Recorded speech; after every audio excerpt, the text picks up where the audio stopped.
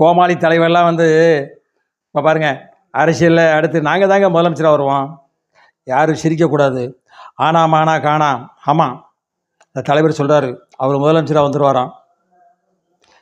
நம்புங்க சார், வந்தாலும் வருவார், சொல்ல முடியாது. ஏன்னா வேலூரில் பல கோடிகளை அவர் பணம் கொடுத்து மக்களுக்கு ஓட்டுக்கு பணம் எப்படி கொடுக்கணும்னு கற்றுக் கொடுத்தது அவர் தான்.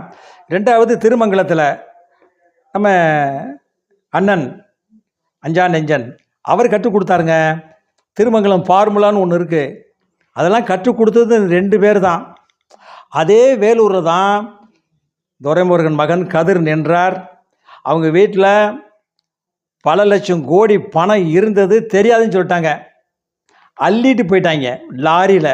அந்த அளவுக்கு பணம் மக்களுக்கு கொடுத்துருக்கலாம்ல. அந்த எண்ணமே வரமாட்டேக்கு அரசியல்வாதிகளுக்கு.